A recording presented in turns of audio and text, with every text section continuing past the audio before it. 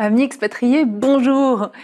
C'est fait plaisir de vous retrouver. Tout à l'heure, on parlait éducation et ce parcours d'aventurier qu'est la destinée des parents internationaux à l'ère du digital.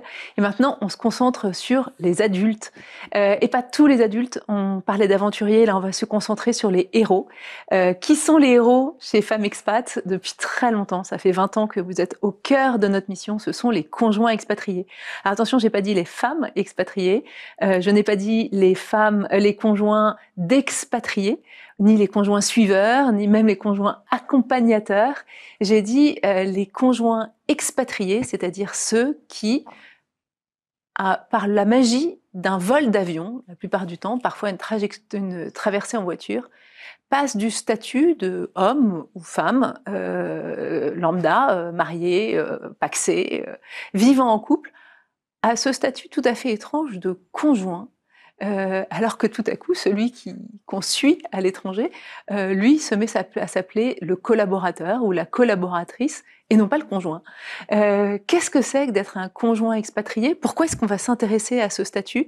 Et surtout, quel est son impact sur nos carrières et comment piloter au mieux ce moment dont on va voir que c'est un moment à la fois grisant, intéressant, épanouissant, mais aussi un moment de risque professionnel, mais aussi risque personnel de remise en question trop profonde de son identité. Donc on voit que c'est un sujet majeur pour vous tous qui nous écoutez. D'ailleurs, vous êtes nombreux à nous écouter, c'est pas un hasard.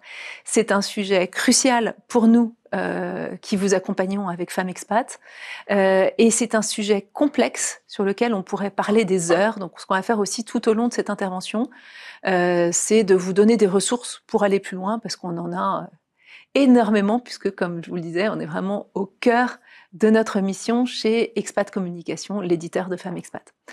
Pour faire cela, j'ai la chance d'avoir un plateau de qualité qui va pouvoir nous emmener dans des territoires pas forcément intuitifs. Il y a déjà un plateau, et je les remercie beaucoup, d'expatriés qui sont à l'étranger encore aujourd'hui et qui ont témoigné dans des vidéos, et vous allez voir que c'est très court et c'est très percutant et ça nous aidera à mieux illustrer notre propos. Et ces propos seront défendus par 3 expertes. Alors, la première experte, c'est Marie-Laure Sainte-Croix. Marie-Laure, bonjour. Bonjour. Marie-Laure, donc vous êtes directrice commerciale de Freedom Portage. Tout à fait, tout à fait. Et le portage salarial, on va en reparler tout au long de cette intervention, c'est une façon d'avoir comme un statut de salarié quand on est indépendant. C'est un mixte entre le statut de salarié et de l'indépendant. Donc, je vais pouvoir vous expliquer comment ça fonctionne. Vous allez voir, c'est très simple et ça permet notamment à des personnes qui sont conjoints expatriés de fonctionner avec le portage salarial pour trouver une activité et garder leur autonomie. Merci beaucoup Marie-Laure. On a à côté de vous Frédéric de Grignard. Alors Frédéric de Grignard, vous qui nous regardez régulièrement, vous la connaissez certainement parce que Frédéric, tu es la directrice de la Coach Academy d'Expat Communication. Donc, s'il y a des bons coachs chez Expat Communication, c'est que Frédéric a aidé à les recruter, à les former et à animer le réseau qu'il constitue. Et réseau dont une des missions est d'aider les conjoints à retrouver du travail, mais aussi de les préparer et aussi de préparer les collaborateurs sur les formations interculturelles. Et tu as été expatrié, Fred, raconte-nous. Expatrié et conjoint d'expatrié. Donc effectivement, comme tu le disais, Alix, cette notion d'expatrié et cette notion de conjoint, en fait, sont toutes à redécouvrir quand on part et quand on découvre la réalité de l'expatriation. On part expatrié et on se rend compte finalement qu'on est conjoint. Donc la réalité nous rattrape. La réalité, en fait, de ce qu'est aussi l'expatriation et le changement multidimensionnel, en fait, qu'est l'expatriation, qui fait que on a beaucoup de choses, finalement, beaucoup de prise de conscience et un travail de réflexion, de prise de recul et de se poser des questions, justement, sur ce qu'on compte faire de cette expatriation en tant que conjoint. Voilà, et déjà, Frédéric a évoqué le mantra chez Expat Communication qui est « partez préparé ». Voilà, mais ça, on va vous le répéter largement. Et enfin, nous avons avec nous Hélène Ducret.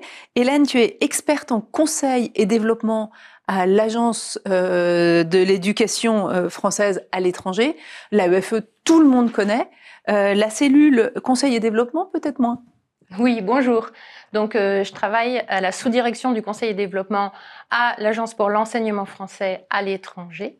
Cette agence, elle dépend du ministère des Affaires étrangères et elle chapeaute les 612 établissements français à l'étranger.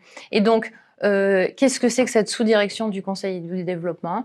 C'est un petit groupe de personnes qui est chargé d'aider, d'appuyer, de soutenir les établissements français pour adapter, améliorer leur offre d'enseignement et contribuer également à l'expansion de ce réseau, puisque l'objectif, c'est d'améliorer le maillage, en fait, de la présence de l'enseignement français à l'étranger.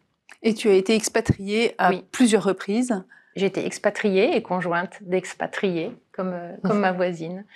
Et effectivement, c'est une expérience très particulière qu'il faut préparer et dont il ne faut pas sous-estimer les enjeux en tant que personne, en tant que professionnel et aussi en tant que membre d'une famille. Merci beaucoup. Alors, vous allez peut-être vous dire, attendez, on a dit que c'était une conférence pour les adultes, enfin pour les conjoints, donc pourquoi est-ce qu'on parle d'AEFE? Alors, je vous le spoil tout de suite, une stat assez édifiante.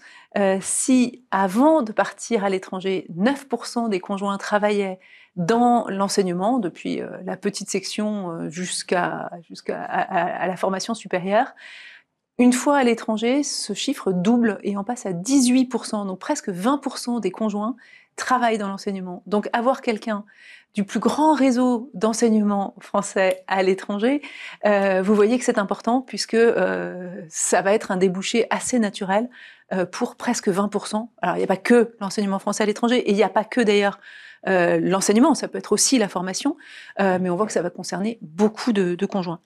Mais je ne vais pas spoiler tout de suite. On va d'abord donner quelques chiffres. Parce que vous savez que chez Expat Communication, on est assez fan des études et c'est vous qui y répondez. Donc à chaque fois, on vous remercie pour planter le sujet. Et ça va nous permettre de voir, on disait en introduction, pourquoi parler des conjoints expats. Et ben voilà pourquoi. D'abord parce qu'un conjoint expat, c'est alors ça dépend des études, entre 82 et 90% de femmes, et entre 18 et 8% même selon les populations d'hommes. Donc déjà, c'est pas tout le monde, et pourtant normalement un conjoint c'est dans la moitié des cas un homme et la moitié des cas une femme, pas un conjoint expatrié. Lui, aujourd'hui encore, c'est beaucoup plus souvent une femme. Pourquoi est-ce qu'on parle de conjoints expatriés aussi? Parce que il y a un vrai enjeu sur leur bien-être à l'étranger. Vous voyez là sur ces chiffres, le niveau de morale qu'on mesure depuis 5 ans maintenant, 4 fois par an, donc c'est vraiment des chiffres qui sont extrêmement solides chez nous, ils fluctuent assez peu en dehors vraiment de questions structurelles. Il est de 76% chez les collaborateurs et de 70% chez les conjoints. Donc un écart de 6 points de morale, c'est un des niveaux d'écart les plus importants. Alors après, si on creuse, l'écart de morale se creuse encore énormément, et c'est pour ça qu'on fait cette conférence, chez les conjoints qui cherchent du travail, et plus particulièrement chez les conjoints hommes qui cherchent du travail. Voilà, donc parmi toutes les populations qui peuvent être en situation de fragilité à l'étranger, le conjoint collaborateur est particulièrement celui qui cherche à travailler, est vraiment une des populations à laquelle il faut prêter le plus attention. Et vous qui nous écoutez, donc non seulement y prêter attention, mais connaître les schémas et être capable de répondre. Quel défi justement pour les conjoints expatriés? On disait ceux qui cherchent du travail sont plus fragiles. Quelle part ça représente? Eh bien, il y en a en gros la moitié qui a trouvé du travail ou créé du travail sur place. Il y en a 17% qui n'ont pas trouvé de travail, 28% qui ont fait le choix de ne pas travailler et 6% qui continuent leur travail à distance. Et 57% d'entre eux estiment que l'accompagnement professionnel du conjoint est une priorité. Parce que vous en reparlerez, mesdames, hein, vous l'avez tout évoqué quand on a préparé cet entretien. La question de l'isolement du conjoint est une question majeure. Alors, vous avez vu, il y en a une part importante qui a trouvé du travail sur place, mais quand on compare l'impact sur leur carrière, et ça, c'est les chiffres que vous voyez sur la droite de l'écran, ils sont quand même, vous voyez l'écart entre ceux qui considèrent que l'impact sur leur carrière a été très positif quand on compare entre les collaborateurs et les conjoints, on voit qu'on est vraiment sur une bifurcation des trajectoires, là où souvent, avant le départ, le conjoint et le collaborateur, qui ne s'appelait pas à ce moment-là conjoint et collaborateur, avaient des trajectoires extrêmement similaires. Que dire encore? Quels sont les pays les plus favorables pour trouver l'emploi? Parce qu'il y a évidemment, donc, on disait, on va se retrouver à un moment en conjoint, et selon les pays où on est, on va trouver des réalités extrêmement différentes. C'est compliqué toujours, quand on parle d'expatriation, de parler de façon générale. On voit qu'en fait, les pays, on pourrait faire 2 familles de pays qui sont favorables. Ceux où l'économie est extrêmement active, avec des dispositifs de visa pour les conjoints qui sont favorables, et puis les pays francophones. Voilà, parce qu'évidemment, l'obstacle de la langue est un des obstacles les plus importants. À l'inverse, les pays les plus difficiles sont ceux soit sur lesquels les conditions de visa, d'obtention de visa vont être difficiles, je pense tout de suite à Singapour et aux États-Unis, mais aussi ceux où la langue est difficile, et là je pense plus à l'Italie. Je m'explique moins la présence du Canada dans ce schéma, d'autant plus que le Canada, c'est un pays où il n'y a pas beaucoup d'expats d'entreprise, il y a plus des expats qui parlent de leur propre initiative. Voilà quelques chiffres, hein, juste que vous voulez qu'on ait en tête pour continuer à réfléchir sur les conjoints expatriés. Frédéric, toi qui vois des conjoints expatriés tous les jours et qui les aident à rechercher du travail, qu'est-ce que ça évoque pour toi, ces chiffres? Mais comme tu le disais aussi, hein, l'écart, quand on voit l'écart entre le moral des expats et des conjoints, on voit qu'il y a un enjeu majeur ici. Moi, juste pour partager au souvenir plus personnel, dernier expat, c'était au Brésil, et dans les premières semaines, quand dans les réseaux justement, plus de conjoints, le sujet de conversation numéro 1, c'était travailler, pas travailler, comment travailler. Donc c'était un sujet qui était omniprésent. Et c'est vrai que pour moi aujourd'hui, le succès d'une expatriation, c'est le fait aussi que chacun trouve sa place. Alors c'est, comme le montrent aussi les chiffres du baromètre, c'est pas forcément travailler, parce que certains font aussi le choix de ne pas travailler, mais c'est en tout cas trouver sa place et être à l'endroit où on a envie d'être pendant une durée qui peut durer quand même plusieurs années. Avant qu'on puisse tous réagir, j'aimerais qu'on écoute le témoignage de Sophie, qui est expatriée à Singapour, de Stéphanie, pardon, qui est expatriée à Singapour et qui va nous dire comment est-ce qu'elle vit cette situation. Bonjour, je m'appelle Stéphanie et ça fait bientôt 11 ans que je suis expatriée, d'abord en Belgique et maintenant à Singapour. Alors l'aventure d'expatriation, c'est magnifique, c'est plein de surprises, souvent bonnes et parfois un petit peu moins bonnes. La poursuite de l'activité professionnelle, malheureusement, souvent du mauvais côté. Pas pour des raisons de motivation ou de compétences, mais les obstacles sont nombreux. La langue, évidemment, les différences culturelles, les autorisations d'exercer, le visa de travail, le manque de réseau. Et même quand tout ça pourrait sembler facile, comme pour moi quand je suis arrivée en Belgique, on peut se heurter à des écueils comme la possibilité de faire garder ses enfants de moins de 3 ans, qui n'est pas du tout aussi développée que ce qu'on a en France, malheureusement, et qui pour moi est un bloqueur. À l'arrivée à Singapour, j'ai constaté qu'il y avait encore plus de freins, dont le principal est l'obtention d'un visa de travail. Alors j'ai cherché sur les réseaux sociaux auprès des associations francophones, dont nous avons la chance de bénéficier d'un large réseau d'associations et de chambres de commerce partout dans le monde sur lesquelles il faut absolument s'appuyer. J'ai découvert des parcours inspirants, une kiné qui n'avait pas le droit d'exercer, qui est devenue coach sportive, plusieurs femmes qui ont choisi de devenir professeurs de français en passant les accréditations, certaines qui ont choisi de vivre de leur passion, donner des cours de yoga, de peinture, certaines qui ont découvert que malgré leur certitude absolue de vouloir continuer à travailler, finalement elles étaient très heureuses de pouvoir mettre leur carrière en pause, et plusieurs qui ont évidemment rencontré leur futur employeur au détour d'une visite culturelle, en proposant une mission, parce que réussir de poursuivre sa carrière, ça existe, et ça peut reposer sur des coups de chance. Alors, il existe des solutions concrètes, accessibles et souvent personnalisées. Il faut se préparer en amont et il faut aussi laisser la porte ouverte à tout ce que le pays vous fera découvrir de possible. Merci Stéphanie. Alors, on pourrait embaucher Stéphanie chez Expat Communication parce que vraiment, ses propos recoupent exactement ce qu'on a dit, alors qu'elle n'était pas là dans nos échanges. Hein. C'est une vidéo qui a été enregistrée avant. Et ça vous montre bien à quel point ces enjeux qui, pour certains d'entre vous, peuvent paraître mais presque lunaire, en se disant mais ça va, on n'est plus dans les années 50, c'est évident. Enfin moi c'était mon cas à l'étranger, c'est évident que les deux travaillent parce que en 2025 c'est juste logique que les deux travaillent dans un couple. Oui, mais ça c'est pas forcément à l'étranger. Est-ce que Frédéric, tu veux développer un peu sur ces obstacles qui freinent la carrière des conjoints expatriés? Mais oui, bien sûr. Alors, je pense que le témoignage de Stéphanie illustre justement toutes ces difficultés. Elle a parlé de la langue, les questions de visa, d'accès au marché du travail. Donc ça, évidemment, c'est ce à quoi on pense spontanément. En fait, dans une démarche classique déjà de recherche d'emploi, alors déjà dans son propre pays, c'est pas toujours évident. Hein. Quand on est en expatriation, finalement, on peut se dire que les trois axes autour desquels s'articule une recherche, il y a la question de l'identité, des aspirations et le marché. Ces trois axes sont complètement chamboulés. Identité, déjà perte de repères. J'arrive en expatriation, voilà, je suis conjoint maintenant.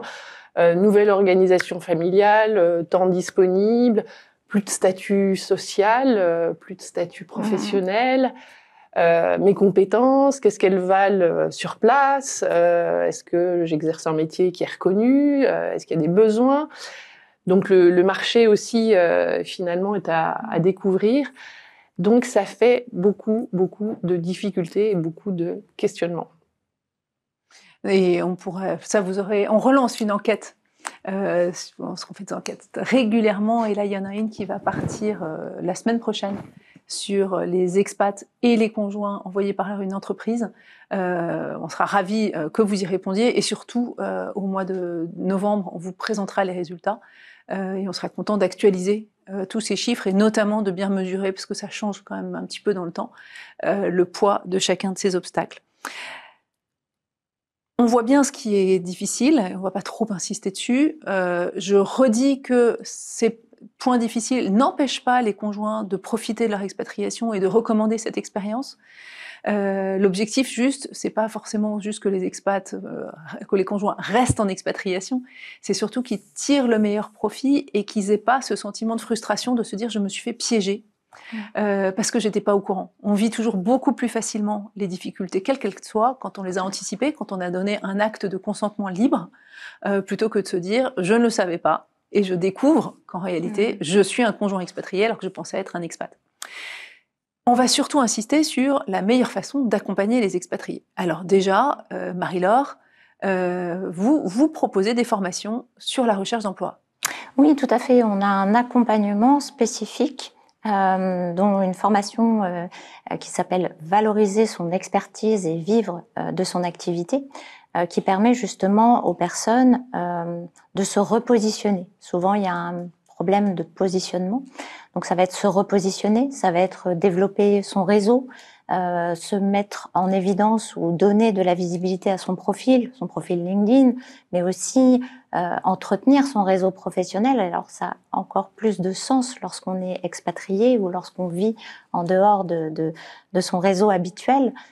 Construire un réseau, c'est fondamental, et donc on apprend à ces personnes à différentes positions pour pouvoir vraiment se sentir à l'aise et puis échanger et trouver le bon emploi ou la bonne mission, hein, puisque on va souvent parler de mission, puisqu'il n'y a pas que l'emploi salarié, hein, on peut aussi proposer et trouver des missions en prestation de services. Et dans le cadre du portage, on va nous proposer à la personne d'être salarié. Donc c'est vraiment un mix. On va y revenir sur les stratégies. Exact. On va déjà continuer à faire l'inventaire de toutes les solutions qui peuvent aider. Alors, on peut voir aussi que sur le site Femmes Expat, il y a pléthore de ressources qui sont là, disponibles, gratuites, sur le site Femmes Expat. Donc, vous avez sur le site Femmes Expat une rubrique Vie Pro, vous avez avec des conseils, des adresses, des portraits, toutes sortes de témoignages. Dans la newsletter, vous avez une fois par mois une sélection d'offres d'emploi, dont celle de la plateforme Talent, dont on va parler tout à l'heure. Il y a un guide de la carrière internationale qui fait plus de 80 pages, donc c'est un truc lourd et lourd. Il est facile à lire, mais il est ultra complet. C'est presque un modèle d'auto-coaching. Il y a un groupe Facebook Femmes Expat sur lequel on peut échanger. Enfin, il y a des podcasts, il y a toutes sortes de ressources. Et puis, Fred, on peut aussi, mais alors là, c'est plus par le biais des entreprises ou pour des personnes qui sont vraiment très motivées, trouver des coachs qui sont spécialisés dans l'aide à la recherche d'emploi pour les expatriés. Exactement. Et c'est le cas justement du réseau d'Expat Communication, de notre Coach Academy, où nous sommes tous des coachs professionnels qui sont formés, qui sont certifiés aussi justement aux outils du bilan de compétences, et donc qui apportent aussi des outils très concrets de réflexion pour faire son bilan professionnel et pour justement définir et lancer un nouveau projet. Avec, comme on le disait, diverses possibilités. Ça peut être rester salarié, lancer son projet, être en portage, des missions, etc. Donc, c'est pouvoir apporter aussi cet éclairage et finalement ces outils et ces informations en fait que seul on a parfois du mal à trouver. Avec un éclairage vraiment expert sur ce qui est spécifique dans la carrière du conjoint expat. Voilà, et dans un pays donné, puisque l'idée aussi, c'est d'être accompagné par un coach qui connaît le pays concerné et qui connaît la réalité du marché de l'endroit. Alors, première stratégie pour retrouver du travail, on va parler du portage après, qui va le permettre, mais c'est déjà de créer son activité. Alors, créer son activité, ça peut être en mode consulting, mais ça peut être aussi créer une entreprise. Et j'aimerais vous présenter le portrait assez iconique de Marie-Caroline, qui était en RDC, je crois, quand elle a fondé son projet Mikasa Estukasa, qui a déménagé ensuite 4 fois, qui est maintenant à Londres, et son entreprise prospère, et c'est un peu un cas d'école. Alors on écoute Marie-Caroline. En fait, moi, je suis partie en expatriation en Angola au départ et j'ai cherché du boulot que j'ai trouvé assez vite, mais impossible d'avoir un visa de travail. C'était très compliqué pour les Français à l'époque et sûrement encore aujourd'hui d'avoir un visa de travail. Et donc, au bout d'1 an à attendre ce visa, je me suis dit, bon, bah, en fait, si tu veux continuer l'expatriation, y être bien et trouver du boulot, bah, en fait, c'est à toi de créer ta propre opportunité.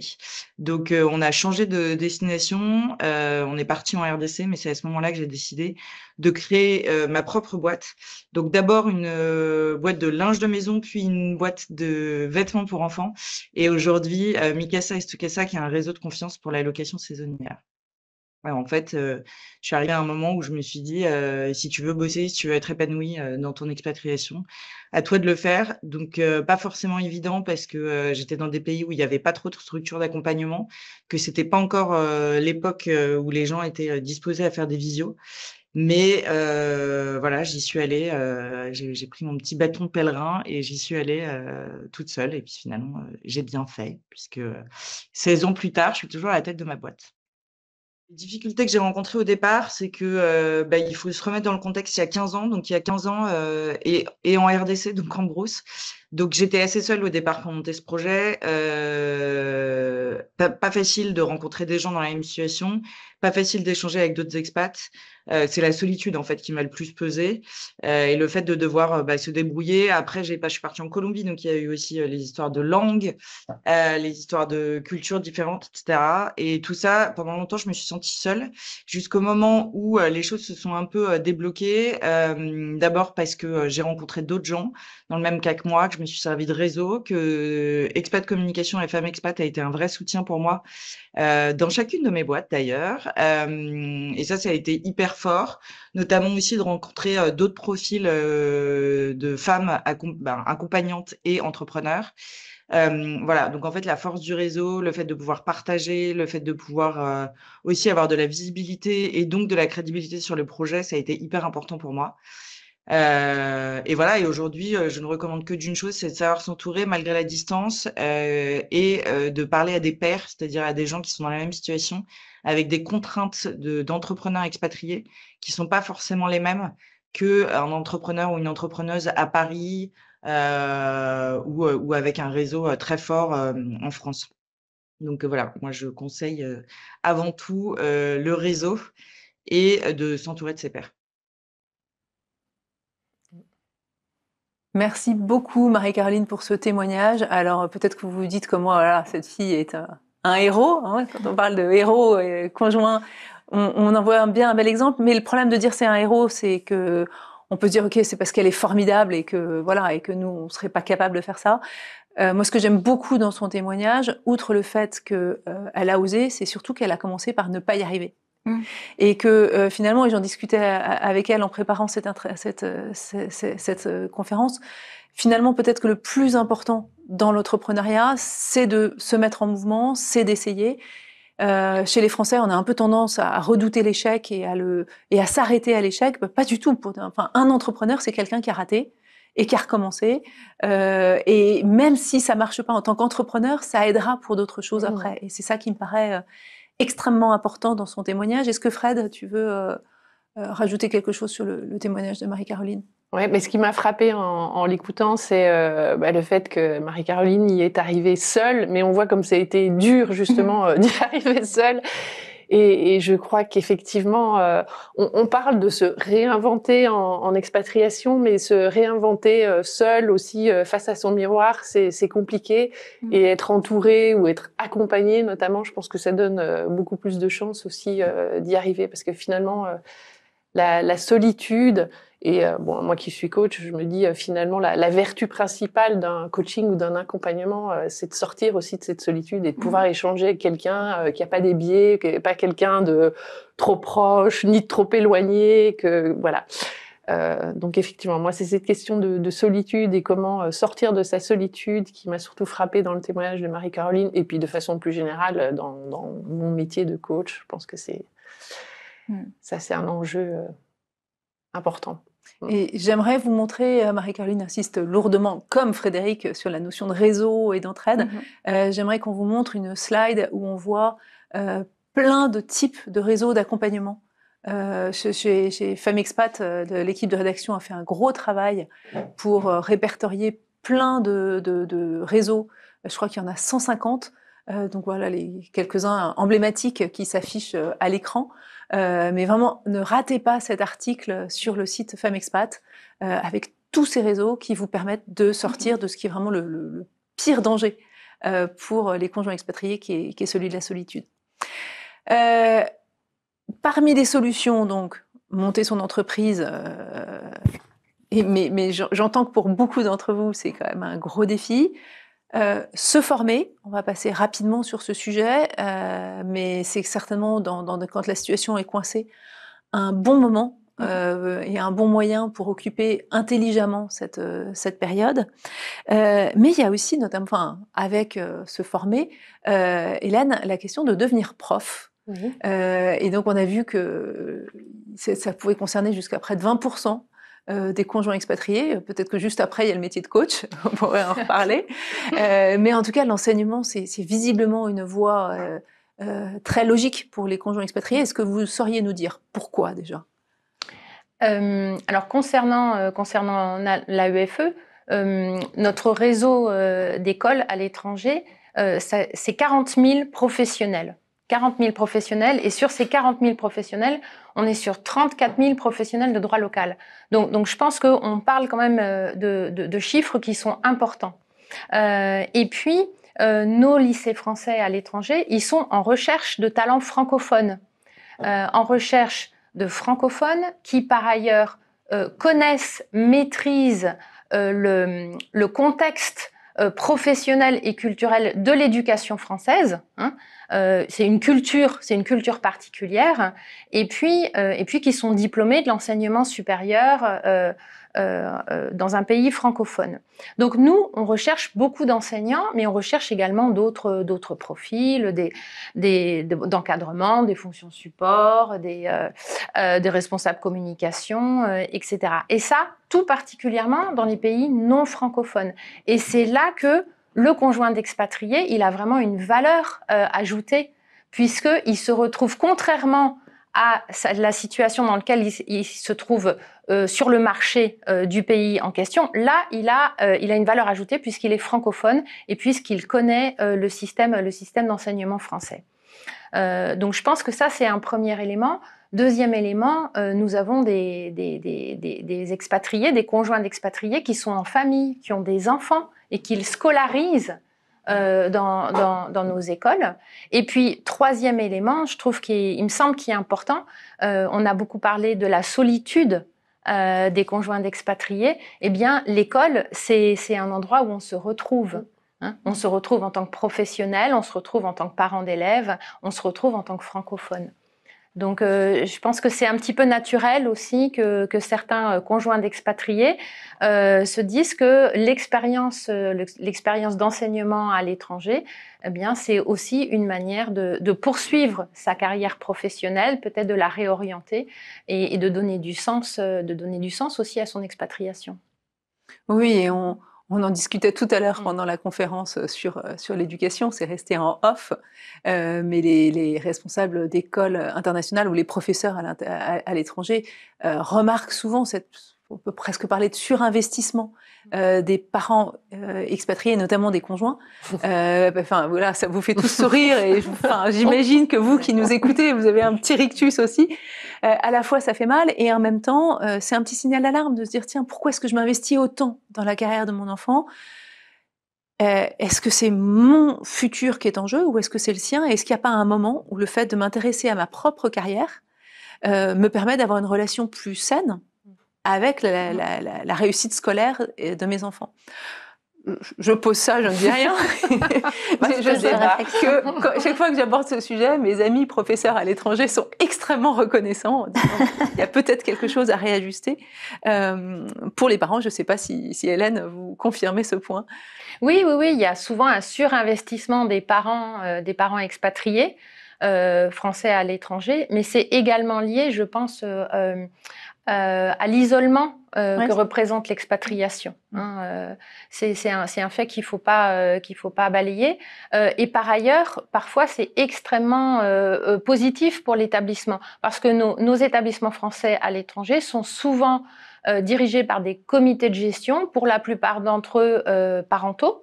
Et donc, ça peut être aussi une opportunité pour ces conjoints d'expatriés. On n'est pas sur des emplois salariés, rémunérés, on est sur du bénévolat, mais ça permet aussi de s'exprimer, d'exister autrement que comme conjoint d'expatriés, et puis d'apporter des compétences en faveur du bon fonctionnement de ces établissements.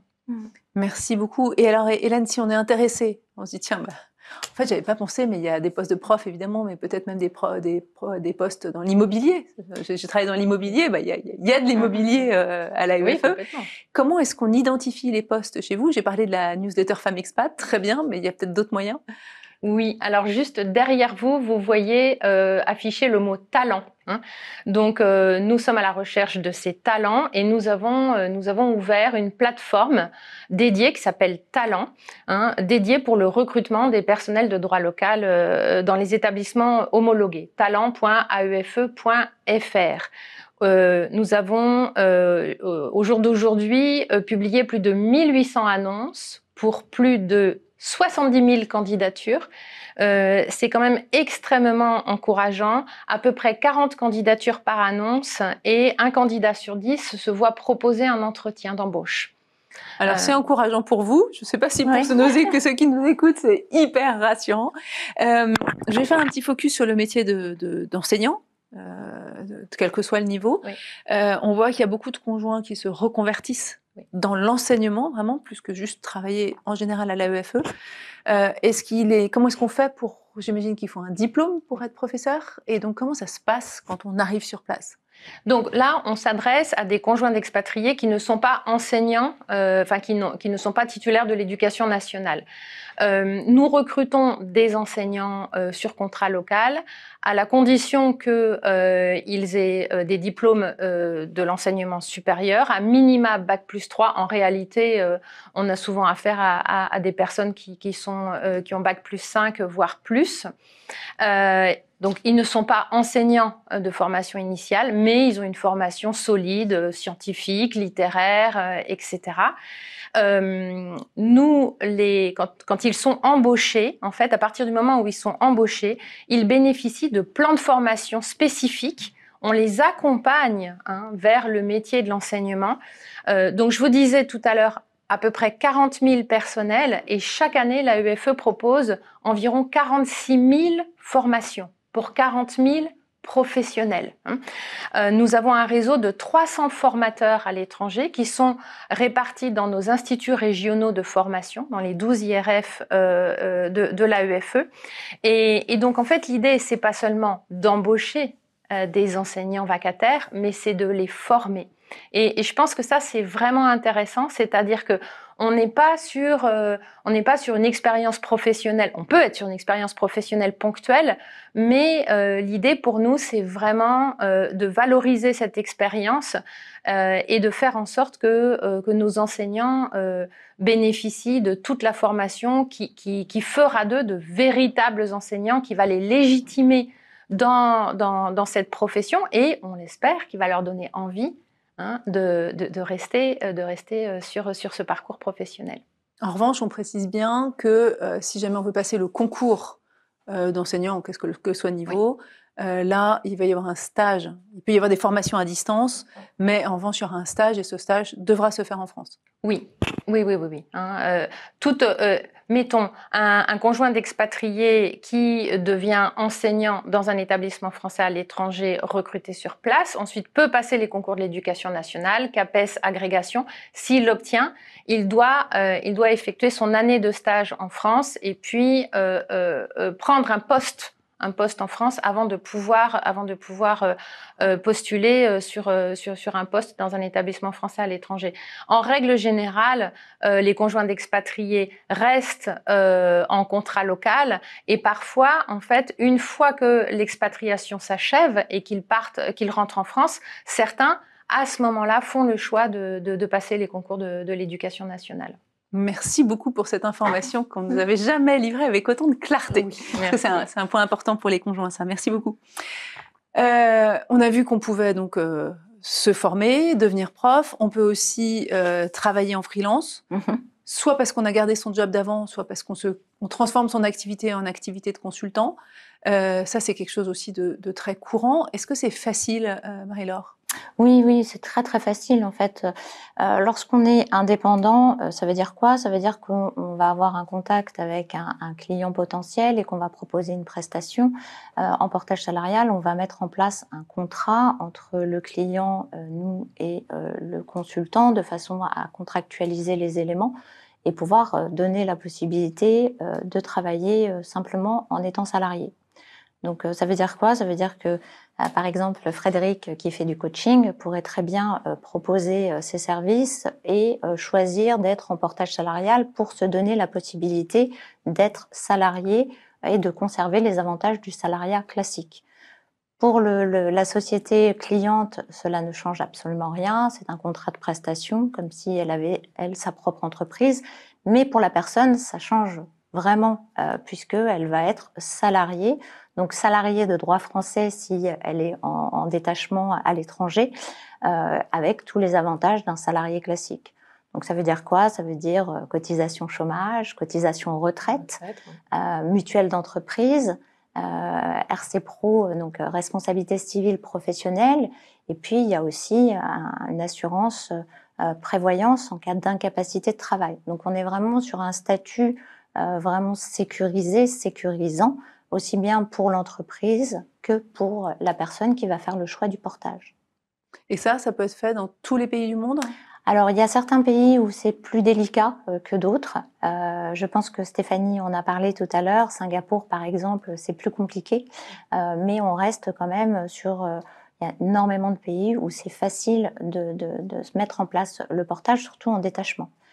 Et pour les personnes, c'est vraiment sécurisant. Je pense que lorsque vous êtes... On parlait d'isolement aussi ou de problèmes de risque. Le portage peut gommer cette partie-là.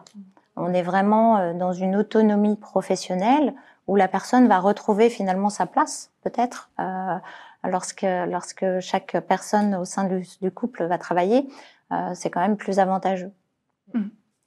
Alors, on peut créer son activité de consultant, on peut garder son activité et la poursuivre à l'étranger avec du portage. C'est à la fois une solution hyper simple et sécurisante et qui permet de bouger son activité partout, ce qui n'a pas de prix. Et en même temps, il y a un prix à payer dont il faut être conscient pour bien le vivre. Et j'aimerais qu'on écoute le témoignage de Sophie à cet égard. Bonjour, je suis Sophie et j'ai été expatriée aux Pays-Bas pendant 3 ans. J'étais freelance détachée aux Pays-Bas. Donc sur papier, c'est assez simple. Je garde mes clients et je continue de travailler pour eux depuis les Pays-Bas comme j'avais fait en France. Sauf qu'en réalité, ça a amené quand même quelques petits défis. Déjà professionnels parce il fallait garder le rythme, garder le contact, surtout avec ce réseau qui me permet toujours de maintenir mon activité de freelance. Donc cette fois depuis l'étranger. Et puis un petit défi social aussi parce que j'étais à la maison tout le temps et pour travailler et donc si je m'ouvrais pas, si j'allais pas à la rencontre vraiment des habitants et de la culture néerlandaise, l'intégration n'aurait pas été possible. En plus, on était un peu en décalage avec mon mari parce que alors lui, pour le coup, il était en plein cœur de l'activité de la ville où nous étions. Parce que il était il travaillait dans un restaurant en contact permanent de fait avec les habitants néerlandais, avec les locaux et puis avec des collègues, etc. Donc on a vécu vraiment une expérience en expatriation très différente. On a beaucoup échangé là-dessus et le fait que lui soit bien intégré assez rapidement grâce à son affaire, ça m'a permis aussi moi de pouvoir rencontrer du monde. Mais c'est vraiment par ce biais-là. Après, je pense que le défi pour les conjoints expats, ça reste d'inventer sa place en fait soi-même. En étant loin de ses références, etc., pour pouvoir vraiment s'intégrer et vivre une belle expatriation. Merci Sophie pour ce magnifique témoignage plein de fraîcheur et d'authenticité. Le grand défi des conjoints expatriés, nous dit Sophie, c'est de réinventer sa place. Je crois que c'est vraiment ce à quoi on est en train de réfléchir. Est-ce que Marie-Laure, tu veux commenter Oui, c'est très intéressant parce qu'effectivement, nous, ce qu'on se constate, le réseau, c'est fondamental en fait. Que l'on soit en France ou à l'étranger, la majeure partie des gens qui vont trouver des missions ou des clients, c'est grâce à leur réseau. Donc on parlait tout à l'heure des formations et c'est vrai que dans les formations, il est important d'apprendre à faire du réseau sur place ou à l'étranger, enfin où on se trouve, mais aussi de l'entretenir. Donc je pense qu'effectivement, Sophie, lorsqu'elle a fait son déplacement, son détachement aux Pays-Bas, peut-être que l'idée aurait été d'organiser peut-être des déjeuners ou des choses comme ça, de façon à développer un réseau pour amener justement une activité professionnelle ou non. D'ailleurs, ça peut être aussi le réseau par le biais, comme on a vu tout à l'heure, avec les parents. Mais c'est vrai que 80% de la mission va venir du réseau. Ça, c'est quelle que soit l'activité professionnelle de la personne. Donc, il faut pas du tout limiter ou il faut vraiment se poser la bonne question et se dire ok, comment j'en fais, comment je fais, et n'hésitez pas à vous faire aider sur cette partie-là. Alors aussi bien par des coachs que par notre réseau Freedom, puisque l'idée aussi c'est d'échanger, partager de façon à simplifier l'activité professionnelle. Et les deux sont vraiment pas antinomiques. Enfin, il faut pas avoir un réseau, c'est certain. Il faut multiplier les réseaux. Exactement. C'est ce qui vous rendra plus flexible. Et c'est l'une des vertus, notamment, mais pas la seule, du bénévolat. Dont on a un petit peu parlé de façon sporadique. J'aimerais qu'on y revienne, Frédéric, parce que quand rien d'autre est possible ou quand on l'a jamais fait, parce que c'est quand même vraiment une découverte enrichissante, c'est une solution qui a beaucoup de vertus. Exactement. Et je me souviens d'une étude du baromètre qui date d'il y a quelques années qui montrait que finalement les conjoints ils cherchaient surtout aussi à avoir une activité et finalement une utilité. Et ça, effectivement, dans le bénévolat, c'est facile de le trouver. Enfin, oui, surtout, il y a beaucoup de pays où il y a beaucoup d'associations. Et loin de l'image des dames patronesses qu'on peut avoir, être bénévole dans une association, c'est un moyen effectivement déjà d'avoir une utilité, d'avoir une occupation. C'est un moyen de faire du réseau aussi, donc on peut démarrer dans le bénévolat finalement et ça peut ouvrir des portes vers d'autres choses. Et puis je pense même aux accueils et à tout le réseau AEFE. Ce sont aujourd'hui des associations qui sont extrêmement structurées, où il y a des vrais pros, même si on n'est pas payé, c'est du travail de professionnels et donc c'est une expérience qui peut être tout à fait valorisée, valorisante en fait sur un CV. Donc ne pas oublier le bénévolat. Donc on a vu plein de façons de se réinventer et je trouve ça assez grisant parce qu'on est passé des difficultés au début qui peut être un peu scotchant. On se dit bon, très bien, je reste dans ce marasme et cette solitude et puis on voit tout de suite, moi, entendre toutes ces possibilités, je trouve que ça donne envie de creuser et d'essayer et ça ouvre plein de pistes, ça donne de l'énergie. La façon la plus classique quand on est dans son propre pays de travailler, c'est le salariat. À l'étranger, Frédéric, c'est pas forcément toujours évident et ça demande pas mal d'accompagnement en fait, de chercher un poste de salarié. Exactement. Le salariat, on a parlé des barrières de la langue, des barrières de visa, de compétences, certification, est-ce que c'est reconnu? Donc effectivement, être accompagné par un coach qui connaît déjà le marché, les contraintes de marché, ça permet de construire aussi un projet réaliste, parce qu'il suffit pas effectivement d'arriver à un beau projet, c'est est-ce qu'il est réaliste, est-ce qu'il peut se faire, est-ce que j'ai une chance de trouver un job salarié, est-ce que aussi en tant qu'étranger, je vais avoir le même accès finalement à l'emploi que d'autres, en tant que femme aussi, puisque beaucoup de conjoints sont des femmes, donc ça pose beaucoup de questions. Donc effectivement, l'accompagnement permet de balayer en fait les différentes solutions possibles. Ça peut être première piste, l'emploi salarié. Deuxième piste, l'activité en tant qu'indépendant, le portage. Et puis après, effectivement, toutes les autres activités possibles. Donc l'idée, c'est de pouvoir justement, avec un expert, balayer ces différents projets et construire justement un projet qui soit faisable. Et ce que je trouve formidable dans ces dispositifs, quels qu'ils soient, c'est quand on arrive à changer de posture et passer de en fait, je me suis fait avoir, j'ai ce statut de conjoint expat auquel je ne m'attendais pas et je le subis, ok, il y a des inconvénients, il y a un prix à payer, c'est évident. Il y a eu beaucoup de discussions sur les réseaux sociaux sur cette expression du prix à payer, mais oui, il y a un prix à payer qui est peut-être celui du fast track, de la grande entreprise, du poste qui se termine en ing dans un siège social.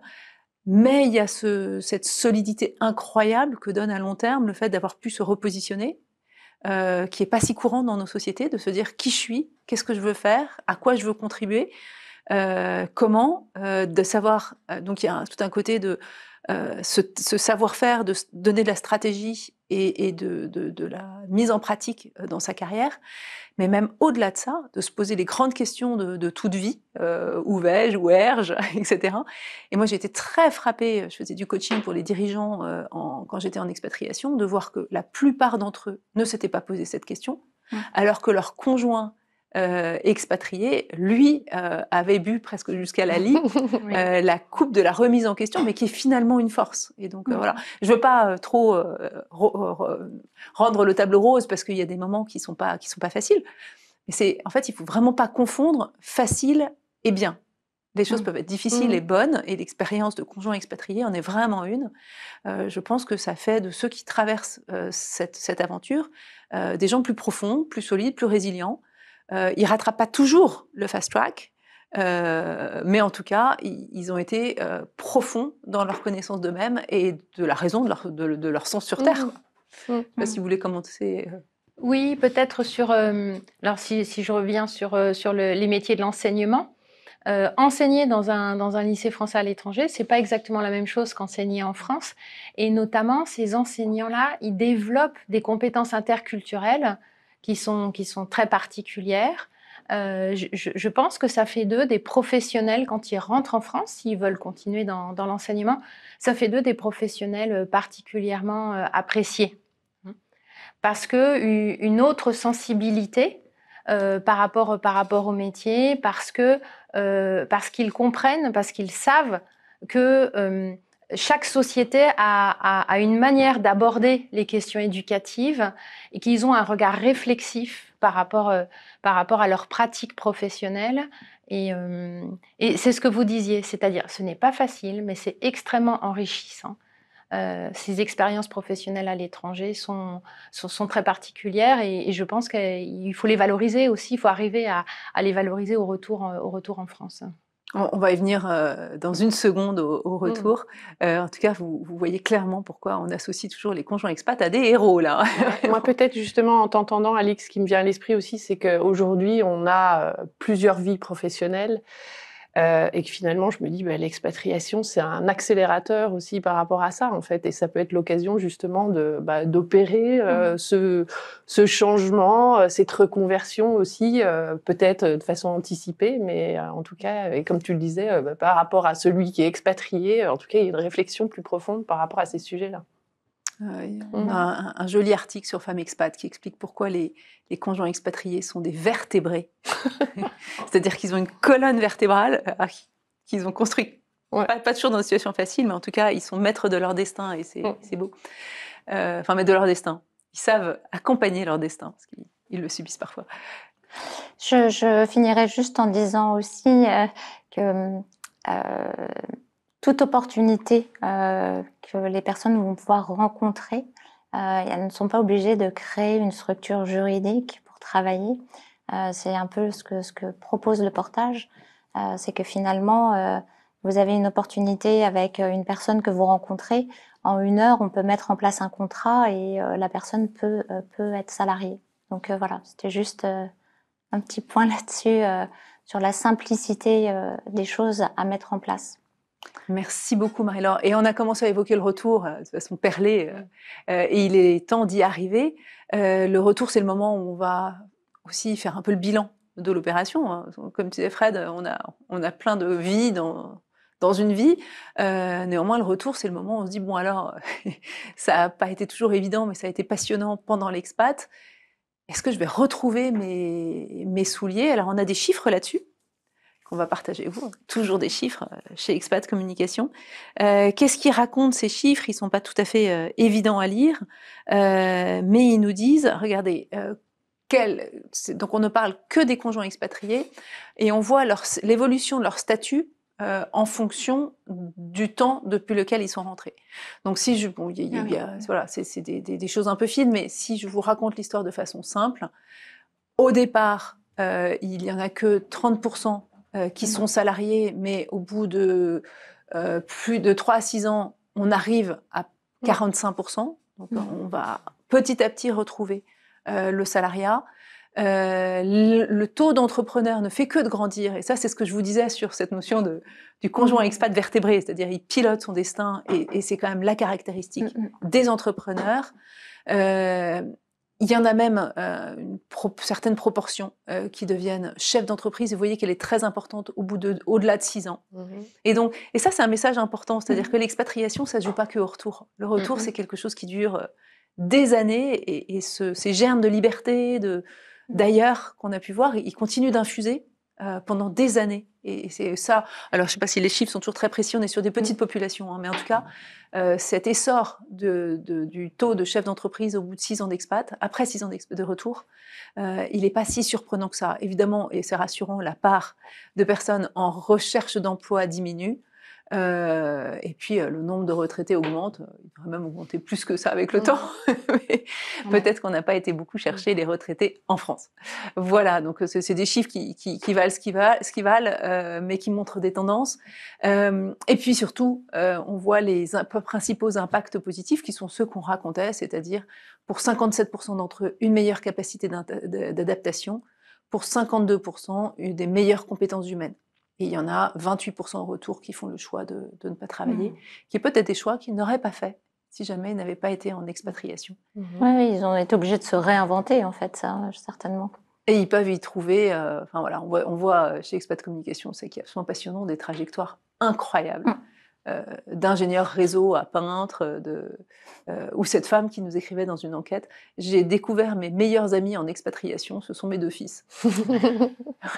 On imagine, enfin tout de suite à mon avis, hyper bien ce que pouvait être la trajectoire de ces personnes.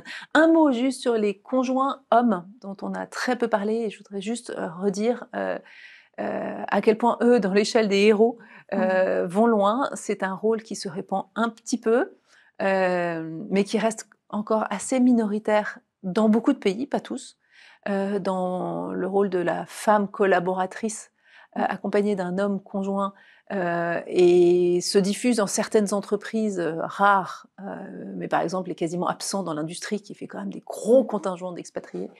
Et juste un mot pour dire, mais ça les entreprises le savent, c'est vraiment une population à accompagner en priorité, pas parce que c'est plus difficile pour un homme par principe, mais parce que dans les faits, c'est une population où on voit que c'est toute une attitude culturelle et de construction de l'identité, mais qui fait que le fait de ne pas trouver de travail est particulièrement pesante, parce qu'aussi, Fred, tu peux peut-être nous en dire un mot, mais les communautés expatriées sont construites quand même beaucoup autour de l'idée que le conjoint est la femme.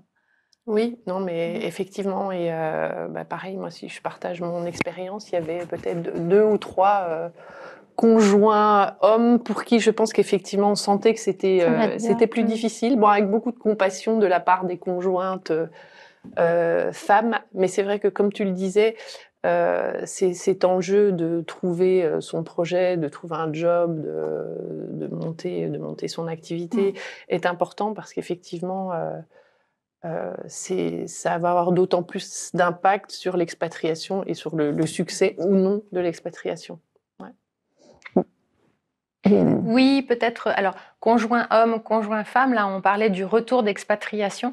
Mais ce que j'ai trouvé intéressant aussi dans les témoignages qu'on a eus, ce sont des personnes qui, pour certaines d'entre elles, sont allées d'expatriation en expatriation. Et chaque expatriation est différente, avec des contextes différents, des langues différentes, etc. Et nous, ce qu'on a remarqué à l'AEFE, c'est que y a un invariant, c'est l'existence d'un lycée français à l'étranger.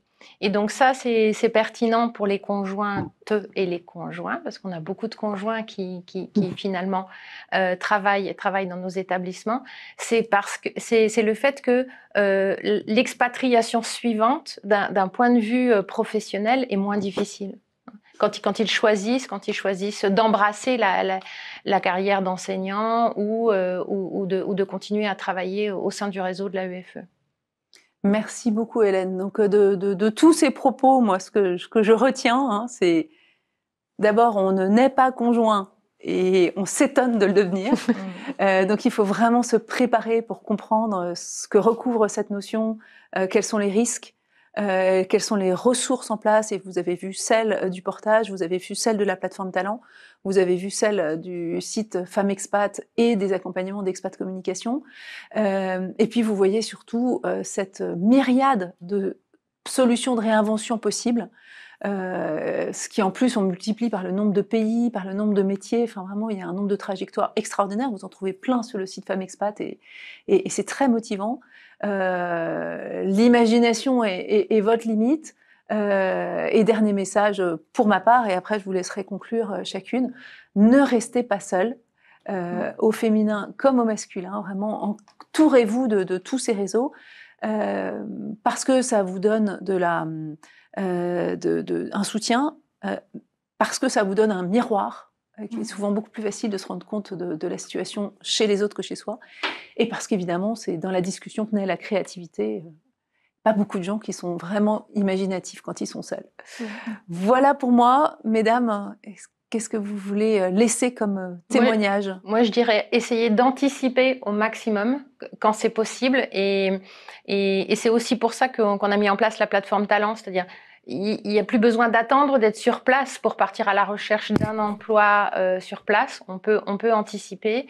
Et ce que vous disiez tout à l'heure, le fait de faire groupe, en fait, d'être un collectif, de mettre en place un réseau, Ça, c'est vraiment très, très important parce qu'il y a des possibilités qui parfois peuvent surgir hein, au détour d'une conversation, dans le cadre de la communauté française, francophone, dans le cadre du milieu associatif.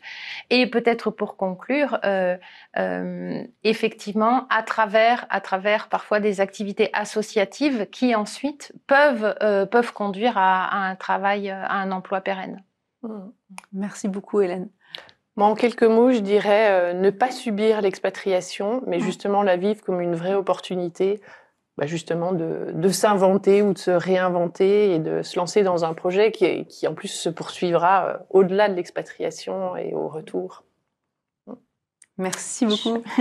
Et je finirai en disant que finalement, il y a des opportunités et vous pouvez rester salarié même à l'étranger. Voilà, et le contrat peut être fait en 1 heure, ça j'ai bien compris, parce que ça serait bête d'être coincé quand on a une opportunité, en se replongeant dans les affres de comment je quel fais statut. Voilà. Merci beaucoup, mesdames. Merci Alix. C'était passionnant. Merci à vous qui nous écoutez, et on est toujours preneurs de vos témoignages qui nourrissent toute la communauté des femmes expats et des conjoints expatriés. À bientôt.